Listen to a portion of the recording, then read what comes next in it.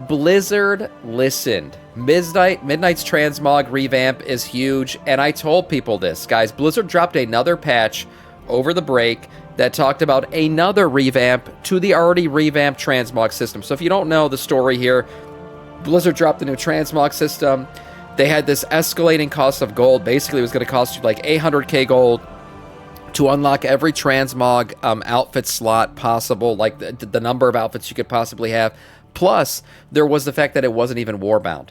So you're going to have to do that for every single character. 800k gold for every single character to unlock the max number of outfits you could possibly have. Well, people lost their damn minds, and I said it when that came out. I was like, guys, just put out your feedback, and Blizzard will fix it.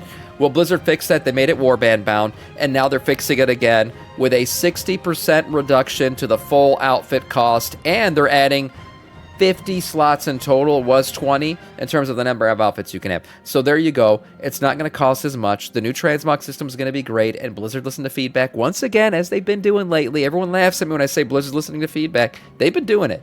So it's been good. Let's see overall if we get a summary here from Bellular on the new revamp and how big it's going to be for World of Warcraft. Sponsored by Squarespace. Imagine your character automatically changing into casual clothes when they walk out of the house, This is or gonna be swapping cool. into a nightly set the moment they mount up. Raid Or transmogging into the sexiest little simpy boy set when you walk into Lion's Pride Inn and Stormwind. I mean, we all know what happens there in the middle of the night, right? Especially if you play on Moonguard. So the automatic outfit change, maybe you can still have, a little bit of respect out in the world because you'll be wearing armor. You won't be wearing your little thong everywhere you go, but the second you walk into the inn, bam, thong activated. Wonderful. gear for raids, PvP gear for battlegrounds, a damn diving suit whenever you hit the water, and all of that without macros, without add-ons, and without having to summon a transmog vendor. It just happens. And the good news is that's coming in Midnight, and it's also part of a much, much bigger picture. It's nice. You see, Transmog launched in Cataclysm. That's 15 years ago, and in all that time, the core system has never really changed at this foundational level. Now, we've had quality of life, appearance collection in Legion, warband-wide unlocks in the War Within, but the actual functionality of going to a vendor, applying the appearance to your gear, and then repeating when you get new gear, that's the same as it ever was. Yeah, it's always been annoying, especially if you're like in a raid and you get a new piece of gear, and you kind of want to look cool while you're raiding. I don't know, it's just you look good, you feel good, you play good kind of thing, and you get that new helm and you equip it, and it looks so shitty, and you can't really transmog unless you have the transmog toy, or you're in an area in the raid where you can mount if that exists. So now it won't happen like that. It'll just automatically be the slot is already transmogged to something. No matter what you put in it, it's automatically transmogged. Until Midnight, where the whole system is getting attention. Blizzard have rebuilt the UI. You can see your saved This is how it should have always been. Lovely visual thumbnails instead of a dry text list. You've got dedicated Another version of add-ons being implemented in the game. Look how nice this looks, right? Before, you needed add-ons for your UI for Transmog to look this good. Now it's all going to be in the game. It's all set for us. It'll look nice, and we don't need an add-on for it anymore. tabs for outfits, sets, custom sets, and situations, which I'll get to soon. And there's a real lovely collection change that's easy to miss but genuinely huge, where if you complete an entire heroic raid set, just as an example, you'll automatically unlock the LFR and normal appearances for that set as well. I used to use the freaking the catalyst for this thing all the time because you wanted to get the different versions of the raid tier set. That's all I use the catalyst for most of the time. Now I won't even have to do that anymore. Obviously, that's not just in heroic mode. It basically just covers any lower difficulty level. It's pretty big, and of course with housing coming, loads of people will be just running raids and dungeons for decor drops. I won't mind shutting off transmog add-ons. They break my UI a lot. By the way, I mean, if you like your transmog add-ons, those aren't going away. The only thing that's going away in Midnight is combat-related add-ons. So transmog ones will still be there if you have a favorite transmog add-on. I'm not saying it's going to be gone. I'm just saying you won't need it anymore if you don't want it. Now, while they do that, they'll be filling out their transmog collections way faster than previous. Those time savings really do stack because they compound on a War Within change, where unlocks are now warband-wide regardless of your armor type. That stuff's huge, but nice. I think the real headline feature is outfits, and specifically situations. That's what makes this a genuine overhaul rather than just some polish. So let me show you how it works, and then we will get into the price drama. Whenever people send me things, first impressions count. And that's where today's sponsor, Squarespace, can let you make that strong first impression so you actually get through to the people you want to get through to.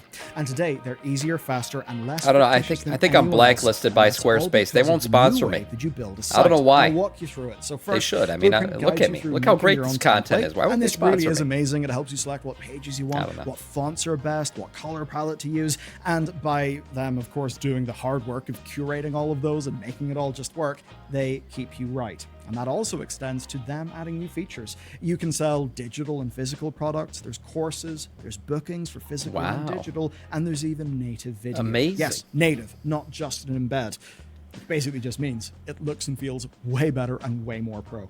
Now, it's all designed to work together, and rather than be a bunch of cobbled together features with inconsistent design, it's actually seamless and professional so that your customers actually have a great first impression, which is what you want. And whenever they convert, well, you have seamless buying with Squarespace payments. They really are the complete package, everything that you need. And by following my link, squarespace.com/BallylerGaming, you get to build There it is. Use the man's code. And then when you're ready to send it live, my code, BallylerGaming, gets you 10% off your first purchase of a site or domain. Okay, back to the shit.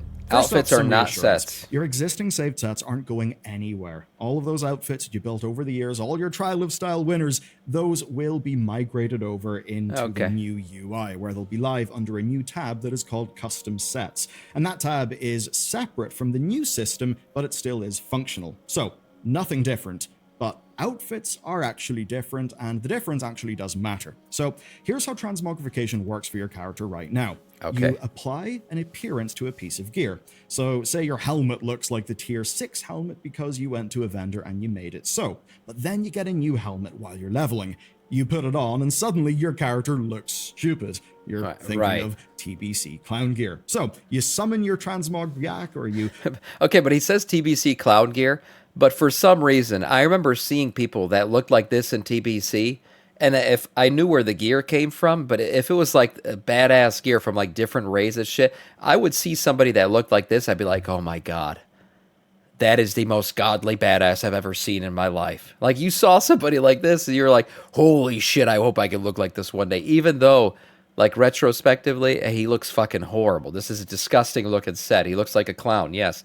But people who knew and played during that time, you knew when you saw the clown coming down the street and that clown gear was from certain places, you were like, oh shit, my idol.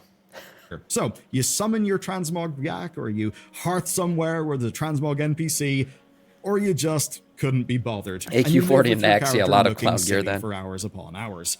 It's not the largest bit of friction, but it is constant. And the good news is the new system solves this problem foundationally, where now you'll apply an appearance to a slot, not to a piece of gear. So that slot will know what it's supposed to look like regardless of whatever gear you're wearing. The new gear will basically just inherit the appearance you want automatically. So for you show-offs out there, that does mean no more mid-dungeon or mid-leveling zone fashion disasters. No more mounting up every time you get an upgrade. Another nice thing is you can actually drag outfits directly to your action bar, and when you do that, you can swap between them anywhere, right? From anywhere in the world, no vendor required, with no cost to switch. You just click, and then... Look at that little spinny boy animation, too. What the hell? And you'll be wearing something else. That's right. You walk up the stairs and Lion's Pride in. You know, walk into that bedroom, do a little spinaroo. Bam, you're ready to go. You got the chainmail on. That alone would be chainmail a solid quality of life upgrade for the game. But honestly, I didn't know about this. That's not even a real feature. It almost looks like a Sailor Moon transformation, doesn't it? It's a good one. So each outfit can be tied to specific contexts, and Blizzard calls this situations. Basically, whenever the conditions of a situation are met, your character will automatically swap gear. No button press, no interaction, it'll just happen. Cool. And the list is surprisingly granular. You've got locations like rest areas, your house, dungeons, raids, arenas, battlegrounds, delves, the open world, and even the character select screen. Yeah, you can be uniquely mogged for just the login screen. You've got other things as well, like movement states. So unmounted, swimming, on a ground mount, on a flying mount. You've got specs, you've got loadouts, so you could have automatic changing transmogs. Whenever you change because like when I go from blood to frost, which like never happens, I only really play blood. But if I do, I want to have like a blue frosty set on. I don't want to be wearing my red Bloody Boy set as a Frost DK. It's false advertising, right? I like people to know what's about to happen to them when I kill them. So when they see the Frost DK approaching, I'm all iced out. When they see my unkillable Blood DK approaching, I'm all Bloody Boyed. That's it. That's how I want to be. And whenever you even change talent loadouts within that spec, it's amazing. Wow. And if you're a Worgen or a Drakthir, that's granular. Well, good news, because you can set different outfits for your true form versus your Visage form. And what that means is you could get a cozy sweater for lounging around the house, formal wear when you're walking around Stormwind, a diving suit when underwater, Griffin Rider armor when you're flying, knightly plate for horseback, and different combat sets for different bits of content, not just one generic combat look, but separate outfits. Maybe in a delve you want to look like you're a Harrison Jones explorer, but in Raid... Let me tell you, Blizzard knows how to make money. I mean, Bobby Kodak's gone, but his soul remains. That's right. It's entrapped in this company.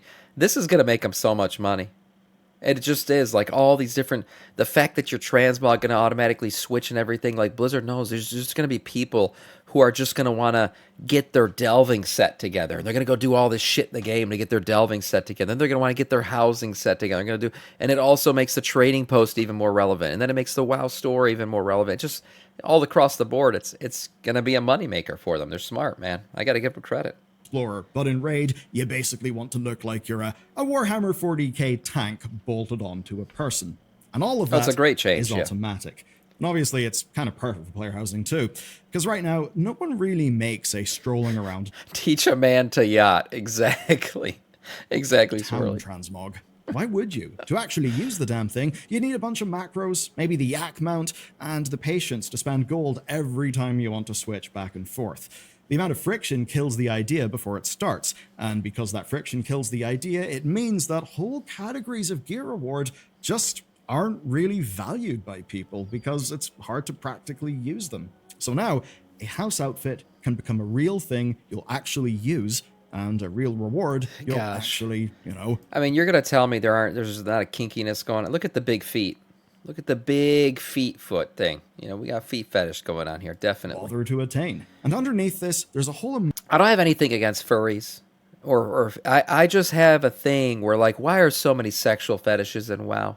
Why we got scaly teenage-looking guys in the game? Why we got so many furry outfits in the game? Why are Xal'atath's feet being shown to me multiple times? It's world of sexual fetishes. That's what this game is becoming. And you got Volpera on top of that. Emotional layer that's not really being talked about. And that is ownership over your character, actually feeling connected to it. Because the more that you can customize something, be that your Chipotle order or your World of Warcraft character, well, you feel more attached to it, right? So if you have a house that's completely decked out for your character, and then you've went to all the effort of all your different situation outfits, what that means is you'll feel more tied to your character. And if you're Blizzard Entertainment and you want people to actually give a damn about the thing they're playing, that's absolutely huge. True. But this is a World of Warcraft video, and we are a dramatic bunch. There was a massive concern over this bankrupting people, and the good news is Blizzard fixed it. A lot has happened since. Yeah. Let's talk about the cost structure of all of this, and this is where the alpha news cycle kind of kicked in and then resolved itself in real time. So now that you watch this, you basically... Literally, this shit came out, and I had the most dramatic people in comment sections on my YouTube videos and stuff like, unsubbing, that's it, this game sucks, I'm sick of this shit, deleting the game, asking for a return on my midnight purchase, just like losing their damn minds. And I kept saying, I was like, guys, just go to the forums, give them feedback. They'll fix this. It's not going to stay this way. And, some people did. Some people acted all fucking dramatic. And guess what? They fixed it. You get to see what I think is the version of the system that we'll actually get on launch day. So your first 2 outfit slots are going to be free. After that, you will be paying gold, and the costs will be scaling up as you unlock more. Right. Now, whenever the beta first showed the numbers, people did the maths. It was 800K crazy. gold. Basically, it was just shy of 800,000 gold to unlock all 20 slots. It's a real big number, and initially, it actually looked like those costs may even have been per character. So, yeah, people saw that, initially. and they reacted predictably. It's the end times. The fun police are back, etc. But here's what just happened. Blizzard posted an update, and we now know that the slot unlocks are going to be warband-wide, not per character. They've also made it so the overall cost to unlock slots is being reduced by about 80%, which is a huge shift. What we're talking is roughly 160,000 gold to unlock the original 20 slots, down from nearly 800,000. Nice. And they've also said they're adding 30 more slots as well, but we don't really know about how much those will cost. So, I mean, that's fine. I mean, give people, a big base of slots, and if they honestly want to just completely degen that, why do you need 50 outfits? I have no fucking idea. But 50 outfit slots, okay, fine. You can really purchase that many if you want to. But now it's an 80% cost reduction, so I mean, everyone should be able to buy as many slots as they need without having to buy a WoW token. And then they're also planning to reduce costs to save the full outfit by 60%. So just big cost reductions across the board. This is good. They listened. I told you they would. Oh, look, maybe it will end up 150. Yeah, and remember, it's 150 now for your account, for all your warband characters, not 800k per character. That was insane. That was a clear, okay, someone tried to sell some WoW tokens for the quarterly meeting with the investors this month. 100k or maybe even more for all 50 slots. But like for like, well, it would have cost 800k for 20 slots. Now it costs 160. That is a huge improvement. Much better. And these changes are expected to be in the next beta build, with the warband-wide stuff coming in a later update. But that's actually not the only change to the cost structure. Let's now talk about our day-to-day costs, because this is where the new system actually starts to make a lot more sense. On the live game right now, a full transmog change across every bit of gear costs me 930 gold. That sounds fairly cheap, but you pay every time you get a new bit of gear and want to mog it back. You're leveling, you get a helmet, you look stupid, you summon your yak, you pay again. And what have you paid in? Yes, gold, but also needless clicking and clacking about. And of course, early expansion, when gear is flying at us, well, if you're like me, you normally just give up and transmog. Yeah, I just let it happen for every drop. But obviously not anymore. And that's all because we now mog our slots instead of our actual gear. But here's the thing. On beta, a full mog change across every slot costs my same level 80 Demon Hunter 4,084 gold. That's more than 4 times what it costs on live, but again, that's mogging slots, not gear. But honestly, even though you might not spend 4,000, 300 gold, for over the entire time of you transmogging that one slot every time you get a piece of gear, I'd rather pay this amount for the convenience of not having to retransmog every time I get a new piece of gear. Like, it's a convenience factor. Call it a convenience cost. I'll take it. But Blizzard have announced that is getting a 60% reduction. And it's getting reduced. So now that would only cost 1,634 gold. Now, obviously, that's amazing. More expensive than live, but of course, this is something that I will pay once for the outfit. And whenever I pay that, the outfit will be set. So if I get a new helmet, a new chest, a full new tier set, it won't matter. That slot will already know what it's supposed to look like, and I will not have to pay again for that outfit unless I want to change the appearance of that outfit. Now, the question is 930 gold plus 70 odd gold every time you want to change a slot forever versus 1,600 once. So if you're the kind of player who mods I'd rather pay for the upgrade, convenience. and a lot of us are, this new system will pay for itself. And even if you're not, there's value in just never looking broken and a bit silly. And really, this is the alpha and beta news cycle working as intended. Players give feedback, Blizzard listen, the system gets better. Exactly. And the thing is, it's easy for us to get caught up in the weekly data mining. And some people are caught up in the fact that, they remember the old Blizzard. I would call it, really BFA Blizzard, right? Up until BFA, Blizzard was like this, we're not going to listen to shit. We're not going to care what you say. We know better than you. And then BFA hit. Azerite Armor was a complete shit show, even though they had feedback regarding Azerite Armor long before the expansion ever launched that they ignored. And all that stuff happened. And Blizzard realized, oh, shit. Maybe they do know a little bit about what they're talking about. They played this game a lot. Maybe they have some good feedback. And I felt like since then, really the debacle that was Shadowlands, they started listening to feedback a lot more. So the old, you really think Blizzard going to listen to feedback? Yeah, I do. They have been lately. They've really shown a track record since Shadowlands where they do listen to feedback. That's why I said it. If you don't even like your class design, some people are like, I don't like the new class design for my marksmanship hunter. I'm just going to unsub. I'm like, bro, give feedback. There's probably a lot of people that feel the way you do, and they will fix it. They'll fix it. That's what they've been doing lately. Where we see a change come in, and then we go, oh my god, Blizzard ruined it. The fun police are here. Here we go again. but sometimes they may already have changes queued for the next build. You know, that's kind of just how the process works. Because, at least with the World of Warcraft beta and alpha, it is a true testing process, where the developers are actually still building the game. Unlike what we are used to in other games where betas are basically just some free advertising. So then, this is the first time transmogs have gained real functionality since they launched. Not just little expansions to the rule set or little collection improvements, but actual new capabilities. Situations turn transmog from how you look into how you live within World of Warcraft. That's a good one. Which is huge. It's an entirely different value proposition, an entirely different fantasy. Your character has now got a wardrobe, not just one costume that they wear all the time. And the way that it responds to context is just way more than I even thought Blizzard would do with a system like this. Now, the implementation had paper cuts, beta surfaced them, Blizzard adjusted. This is development working as intended. Yes. So, it's basically good news. I've actually got some even better news. The Devourer Demon Hunter is goddamn fascinating. It looks amazing. We've played it a whole ton, and you can learn about all of that in this video next. Great video overall, yeah, and great stuff from Blizzard, honestly. Give them credit. We criticize them all the time. Give them credit. They reacted to that feedback swiftly, and even more so than I thought they would. Like, I thought just the warband thing was what they were going to do and say, okay, actually 100K, but it's warband bound. Not only did they do that, they reduced the cost of unlocking a slot by 80%. They made it warband bound, and they reduced the cost of making an outfit from the, in total by 60%. Big time cuts, nice stuff, good to see from Blizzard, and just a hint maybe of more things to come in terms of feedback. If you don't like something in beta, give them feedback. They might react to it if enough people get on top of that. Nice video from Bellular.